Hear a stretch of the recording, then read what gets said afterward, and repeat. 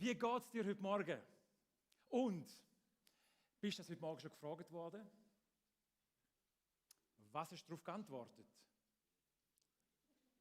Und das, was du geantwortet hast, ist es ehrlich gewesen? Die Frage, wie es dir geht, beantworten wir ja aufgrund von unseren Gefühlen. Und die Gefühle sind wiederum beeinflusst von Umständen. Also gegenwärtige wie auch vergangene Umstände beeinflussen meine Gefühle. Und die wiederum beeinflussen mein Reden und Handeln. Gefühlswelt. Das ist so eine Sache mit diesen Gefühlen, oder? Hast du gemerkt? Nicht immer laufen die so, wie wir es wollen, oder werden beeinflusst von verschiedenen Umständen. Und die Frage heute Morgen oder der Gedanke, den wir nachgehen wollen, mit diesen 6 Stärkungen, die meinen Glauben stärken sollen, geht es darum, dass wir verstehen dürfen, dass unsere Gefühlswelt Impuls braucht. Und Heilung braucht, Wiederherstellung braucht, dass unsere Gefühlswelt ja eben transportiert, wie es uns geht, wie wir uns fühlen, wie wir eben auch handeln und reden.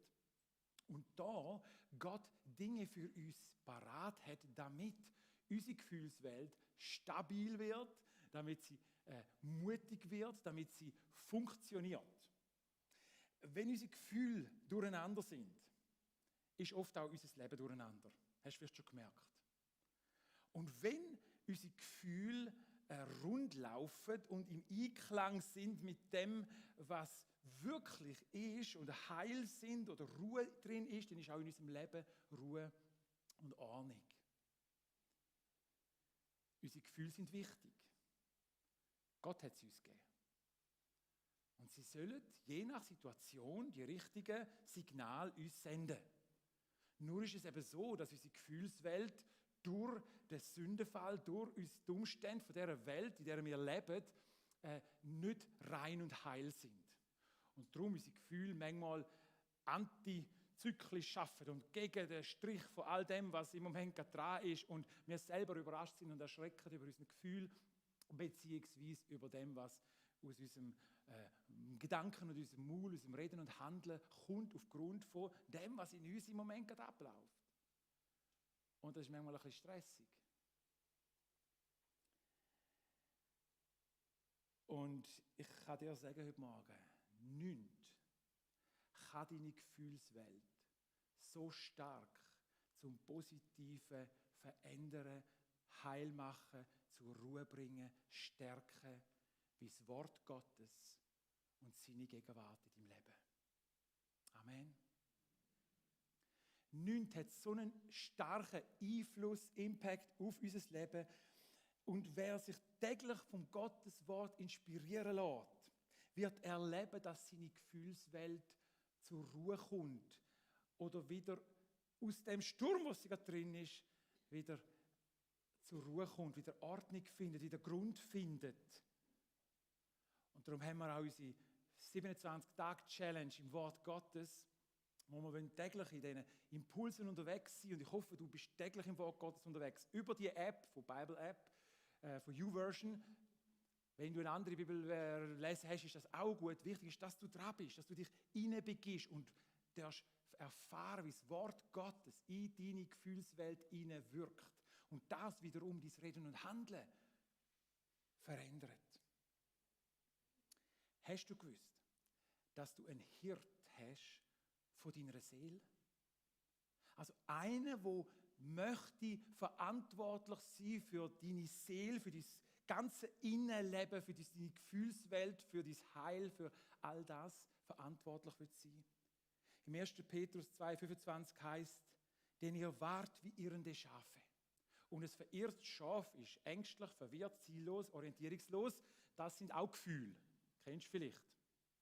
Aber da gibt es einen: aber ihr seid nun umgekehrt zum Hirten und Aufseher eurer Seele. Der gute Hirt, Psalm 23. Der Herr ist mein Hirte, mir wird nichts mangeln. Vielleicht im Moment schon gerade, oder?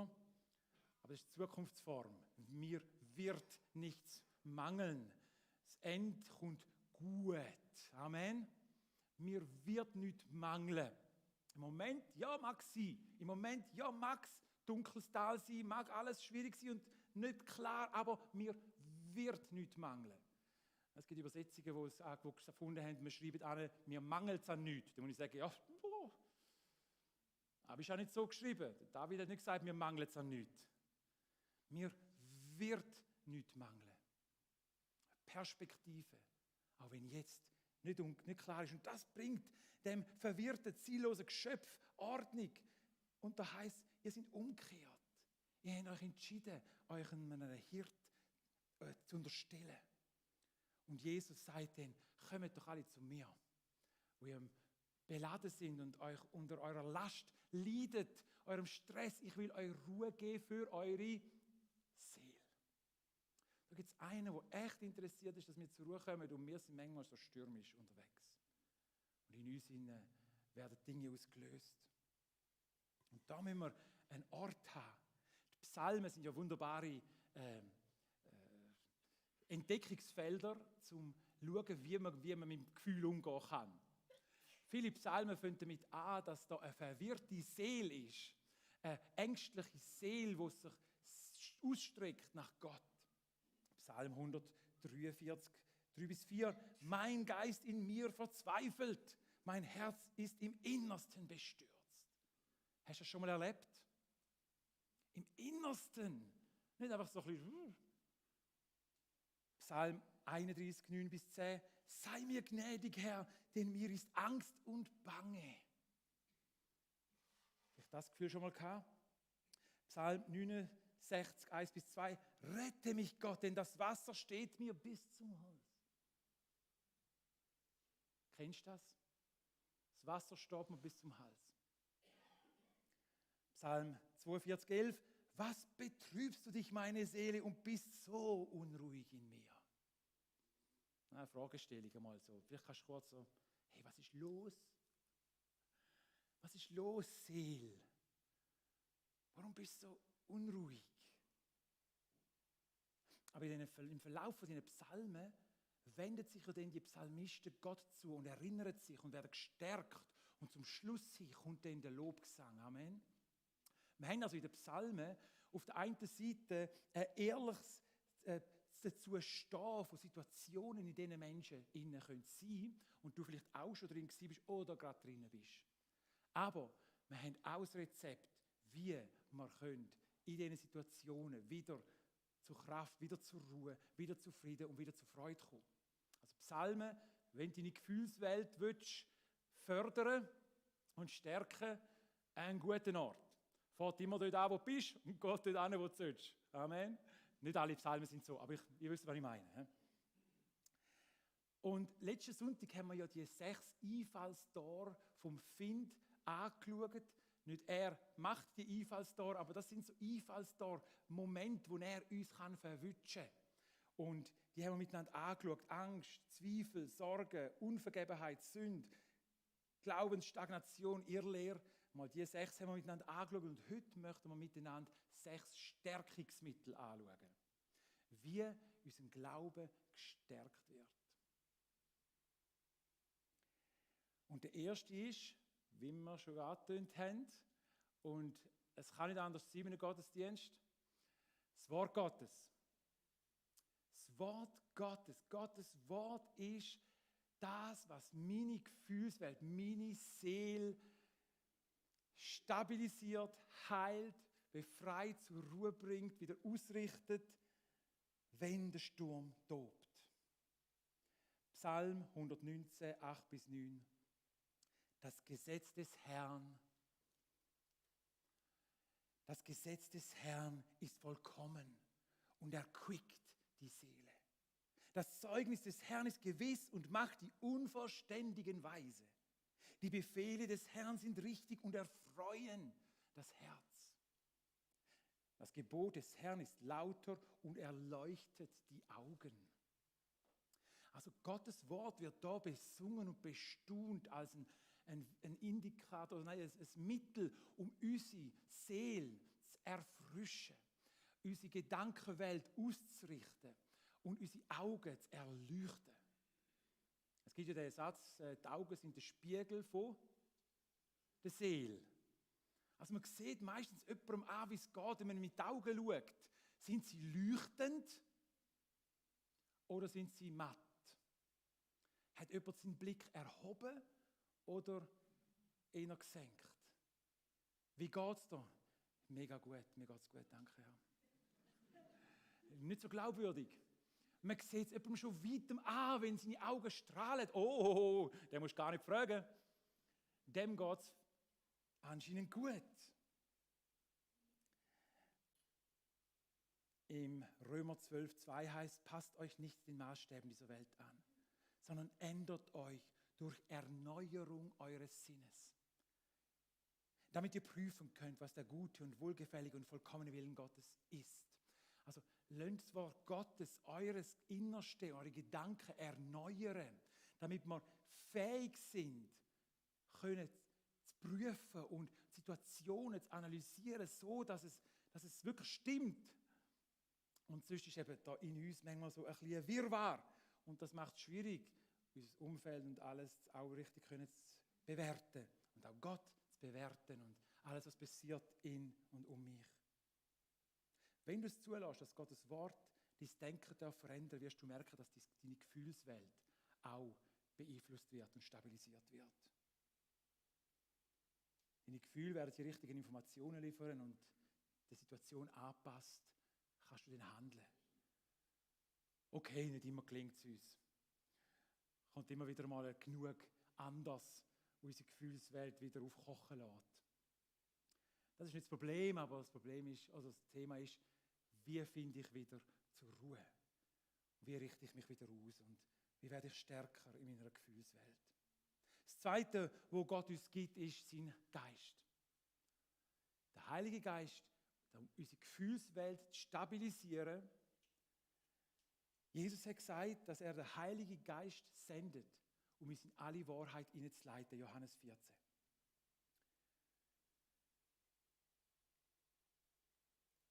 Nicht nur die Sachen zu verstehen, sondern umgesetzt zu sehen in unserem Leben. Also der Heilige Geist ist gesendet, um uns in alle Wahrheit hineinzuleiten. Ein Prozess von der Stärkung, von der Veränderung, von der Ruhe hineinfinden. Und in Römer 8,16, der Geist selbst bezeugt es unserem Geist, dass wir Kinder Gottes sind. Also der Heilige Geist kommt und macht dich wieder sicher in ihm, führt dich wieder an zu ihm, macht dich wieder bewusst, wer du bist in ihm. Der Heilige Geist ist ein wichtiger Bestandteil von dem, was Gott für dich hat in dir, damit du kannst in deiner ganzen Gefühlswelt zur Ruhe kommen, zum Frieden kommen. Jesus hat gesagt in Johannes 7,38, wer an mich glaubt, von dessen Leib werden, wie die Schrift sagt. Aha, was sagt denn die Schrift? Wollen wir wissen, was die Schrift sagt? Aus dessen Leib werden Ströme lebendigen Wassers fließen. Und ich das gelesen habe, in der Vorbereitung, habe ich gedacht so, aha, stimmt. Wir gehen ja immer davon aus, der Heilige Geist muss strömen zu mir. Aber vielleicht mal eine Denkaufgabe für diese Woche. Ich glaube, das Konzept sollte sein, der Heilige Geist soll strömen aus dir. Als Gotteskind. Und der Heilige Geist in dir. Wir erwarten immer, dass der Heilige Geist strömt zu mir. Und Jesus erwartet, dass der Heilige Geist strömt von mir. Ströme lebendigen Wassers fließen. Und das ist etwas, ja, wo soll sein, wenn wir in unseren ganzen Gefühlen und Emotionen in der Ruhe, in der Stabilität sind, schaffen wir das und sonst schaffen wir es nicht, es manchmal ein bisschen schwieriger. Aber der Herr gibt uns noch viel mehr. Er gibt uns Gemeinschaft mit den Gläubigen. Er gibt uns sein Wort, er gibt uns seinen Geist und er gibt uns Gemeinschaft miteinander. Im Hebräer 10, 24 bis 25 heißt es, lasst uns aufeinander Acht haben und einander anspornen zur Liebe und zu guten Werken. Kommt, lasst uns einander gegenseitig anspornen und lasst uns nicht die Versammlungen verpassen, wie einige es sich angewöhnt haben, bei uns nicht. Ermahnt euch, gegenseitig dran zu bleiben. Ihr seht ja, dass der Tag nahe ist, an dem der Herr wiederkommt. Brauchst du andere um dich, wo dir zwischendurch wieder mal sagen, hey, bleib dran, heb Mut. Ich hoffe, dass du inzwischen den Wert von Glaubensgeschwistern kennengelernt hast. Und sonst mach dich auf in die Gemeinschaft. Gemeinschaft ist ja so eine Sache, oder? Die findet statt auch ohne dich. Und manchmal haben wir das Gefühl, die Gemeinschaft muss zu mir kommen. Das ist manchmal schwierig. Aber mach dich auf und such Gemeinschaft. Und ich weiss, das Aufmachen in die Gemeinschaft hat auch etwas mit Gefühl zu tun, dass man denkt, mögen die mich nicht oder verstehen die mich nicht oder ich bin nicht so gescheit wie die oder keine Ahnung, zu jung, zu alt. Gemeinschaft suchen mit anderen. Mit anderen das Wort studieren, mit anderen die Bibel zu lesen. Es ist ja gut, wenn man am Morgen für sich stille Zeit machen kann. Endlich mal Ruhe. Aber das ist nicht alles. Gott hat uns einander gegeben. Amen. Er hat uns Gemeinde gegeben. Und ich hoffe, du schätzt dein Gegenüber. Auch wenn es dich mal ermahnt. Lass zu. Danke, dass du an den Karren gefahren bist. Aber wenn man dir nie etwas sagen darf, dann ist es auch schwierig. Lass zu in die Gefühlswelt hineinreden. Spornet einander an. Das hat mit Mut zu tun. Achtet aufeinander. Dran zu bleiben. Wenn jemand müde geworden ist und traurig geworden ist. Das vierte, was uns Gott gegeben hat, ist der Lobpreis und Gebet. Psalm 103, 1 bis 2. Lobe den Herrn, meine Seele, und all mein Innerstes, seinen heiligen Namen. Lobe Jehova, meine Seele, und vergiss nicht, was er dir Gutes getan hat. Muss man das manchmal der Seele sagen? Ich weiss nicht, wie du heute Morgen den Lobpreis erlebt hast. Bist du vollen Herzens oder halbherzig dabei gewesen? Bist du schon drin gewesen oder hättest du noch ein bisschen gebraucht? Das nächste Mal, wenn du das Gefühl hast, dann musst du nicht die Lobpreisband beschuldigen. Ruf deiner Seele zu. Lobe den Herrn, meine Seele. Und alles, was in mir ist, come on, seinen heiligen Namen. Amen. Das ist es, was wir machen. Unserer Seele wieder zuzusprechen. Come on, wach auf, stand auf. Und wir dürfen im Lobpreis, das ist jetzt im Gesang, aber auch im Persönlichen, du darfst auch daheim singen oder der Dusche, wo auch immer du bist. Wenn es dir nicht gut geht daheim, eine Lobpreis-CD reinmachen. Wenn du keine Kraft mehr hast, um irgendwie noch irgendwo Worte zu finden, lass einfach mal Musik wieder durchströmen in deinem Raum. Habt ihr sicher auch schon erlebt, wie gut das tut. Und plötzlich fängt man so ein bisschen an wippen. Irgendwo erquickt es meine Seele. Und irgendwo singen wir vielleicht plötzlich mit. Und plötzlich merken wir, oh ja, Herr, stimmt, du bist ja da. Stimmt, du bist ja gut. Habe ich fast vergessen. Und wir dürfen Gott alles bringen. Wir dürfen immer ehrlich sein. Gott hat kein Problem mit unserer Ehrlichkeit. Er hat das Problem, wenn wir versuchen zu heucheln und schöne Worte zu machen. Und er sagt, come on, bist ehrlich. Wie geht es dir wirklich? Gib deinem Herz Raum. Ich kann damit umgehen.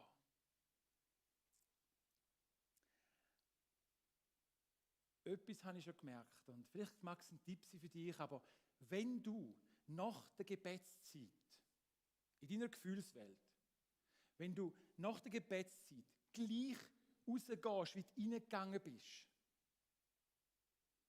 dann gibt es einen Grund. Du bist zu wenig lang drin gewesen.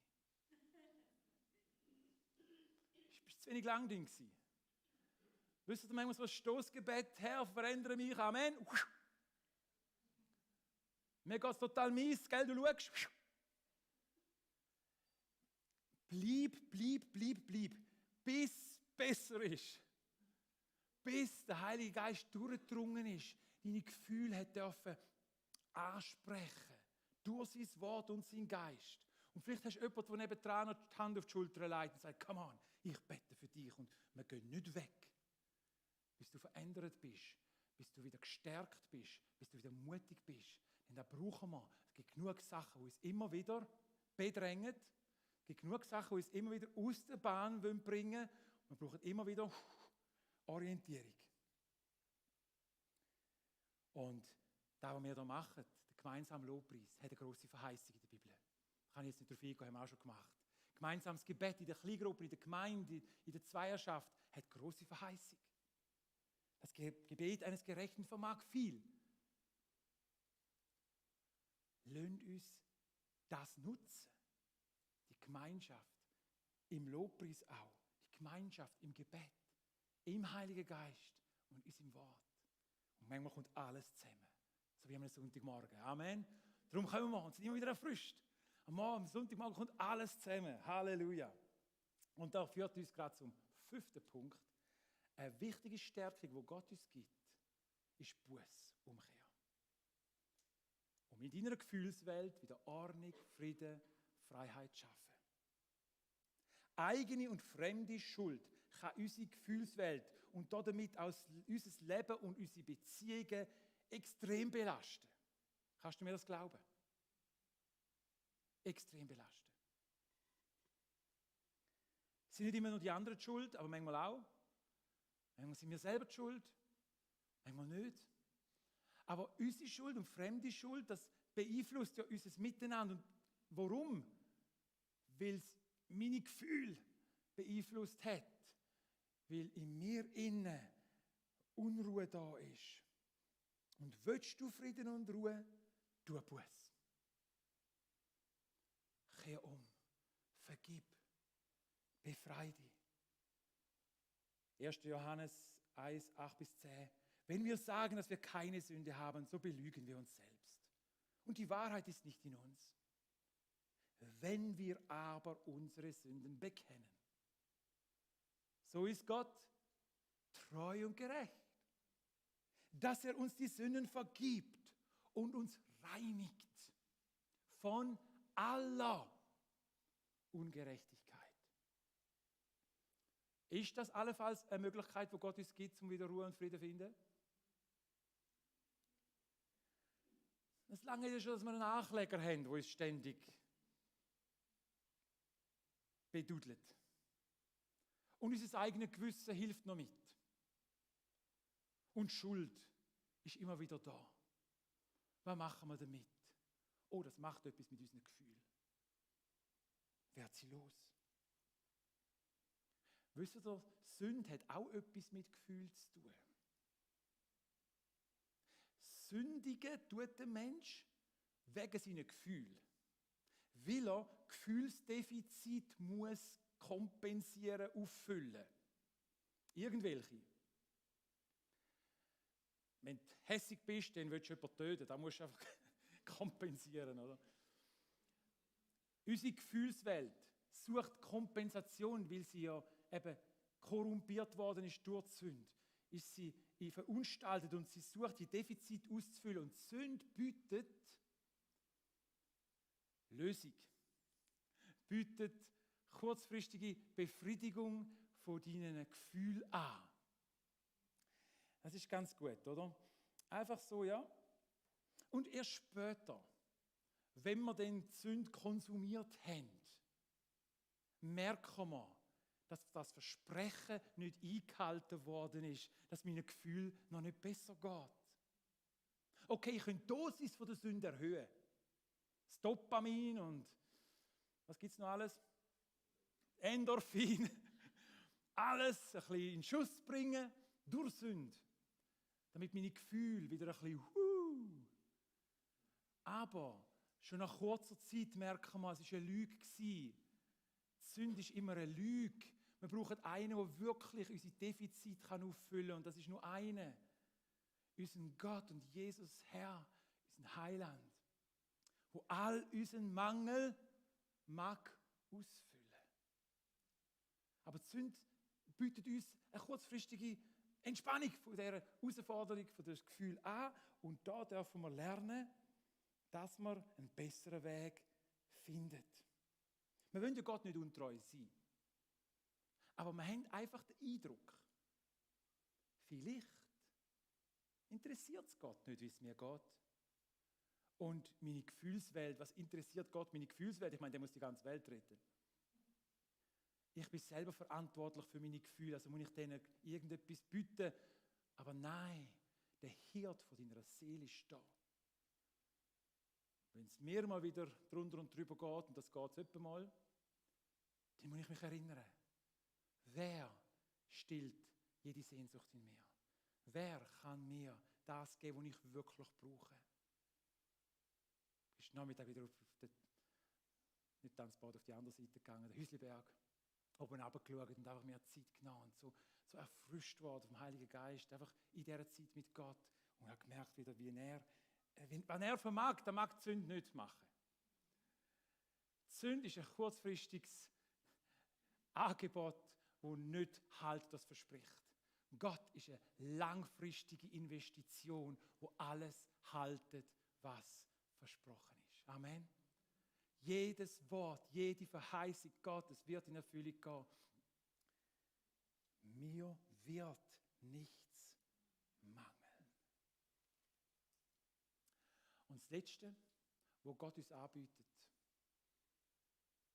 ist im Zusammenhang mit Lobpreis und Gebet, mit Umkehr und Buß, etwas, was wir auch wieder gemeinsam machen, was wir auch heute Morgen werden machen miteinander, das ist das Erinnerungsmahl.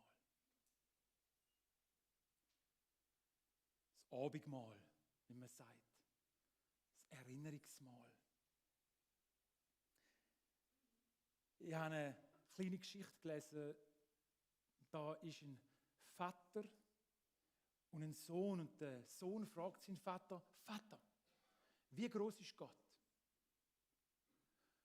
Der Vater schaut in den Himmel und sieht das Flugzeug vorbeifliegen und fragt seinen Sohn, Sohn, wie groß ist das Flugzeug? Und der Sohn, ja, es ist ziemlich klein. Dann ist der Vater mit seinem Sohn auf den Flughafen gegangen und ist unter das Flugzeug gestanden und hat gesagt, Sohn, wie groß ist das Flugzeug? Und der Sohn hat gesagt, boah, das Flugzeug ist riesig. Das Flugzeug ist ja mega groß. Der Vater hat seinem Sohn gesagt, schau Sohn, so ist es mit der Größe Gottes. Größe Gottes erkennen wir an der Nähe, die wir haben zu ihm. Je näher wir bei ihm sind, je größer wird Gott für uns. Und je entfernter wir manchmal uns befinden, je distanzierter vermag Gott, kann Gott, will Gott. Und wir sehen es nicht mehr so klar. Und das Erinnerungsmahl, der Moment, wo Jesus eingeführt hat, für die Gemeinde, wo es immer wieder zusammenkommt, im Wort hineingeht, im Heiligen Geist, miteinander in der Anbetung ist und von Gott kommt und auch Buße tut und umkehrt, innere Seelenwelt von Gott bringt. Dort drinnen spendet er, hat er eingesetzt, das Abendmahl. Und ein tiefer, seelsorgerlicher Aspekt beinhaltet, weißt du das? Für deine Seele gesorgt, der Herr. In seiner grössten Seelennot, Blut geschwitzt, innerer Stress pur, spendet er mit seinem Stress dir alle Ruhe, die du brauchst. Und im Erinnerungsmahl ist das enthalten. Im Abendmahl werden wir erinnert, dass wir Gott ganz nahe sein können. Im Abendmahl werden wir erinnern, dass der Weg zu Gott offen ist. Weit offen. Im Abendmahl werden wir erinnern, dass wir angenommen, geliebt, geborgen und versorgt sind. Aber das müssen wir uns zuführen. Das müssen wir unserer Seele sagen. Und nicht umsonst ist das etwas, wo du auch daheim nehmen darfst, aber wo so schön ist, gemeinsam zu nehmen in der Gemeinde, das Abendmahl. Das darfst du daheim nehmen, als Familie dürfen das miteinander nehmen. Da braucht es keinen Hohepriester, da braucht es keinen Ordinierten, das darfst du nehmen, so wie es ist. Aber in der Gemeinde hat das eine Power, weil wir es miteinander nehmen und uns gegenseitig dürfen zusprechen, auch für dich. Auch für dich hat er sein Leben gelassen. Und ich hoffe, dass du in dieser Sommer-Challenge dabei bist und das Wort Gottes studierst jeden Morgen neu. Dass du jeden Morgen das Wort Gottes lässt in dein Herz sinken. Ich habe mir vorgenommen, über jedem Vers, den wir jeweils in der YouTube-Version in dieser App haben, mache ich ein kurzes Video. Und schalte auf der Homepage, könnt ihr den jeweils gerade am Anfang, wenn ihr draufkommt, läuft der dann gerade automatisch ab. Nicht, weil ich das Gefühl habe, ich weiss es besser als ihr, aber weil es mich so stärkt und mich so herausfordert, wirklich in die Tiefe zu gehen und das zu präsentieren. Und das halbe Dorf lässt dann noch zu, wenn ich es auf den Status tue und so. Und genau, jeden Morgen müssen sie wieder neu das hören. Wenn sie es wollen. Es ist immer freiwillig. Aber mich stärkt es total und ich nehme es total mit, weil ich es so verarbeite. Und wir dürfen miteinander heute Morgen reingehen. Und wir haben Zeit vor Gott. In dem Abendmahl, in der Erinnerung.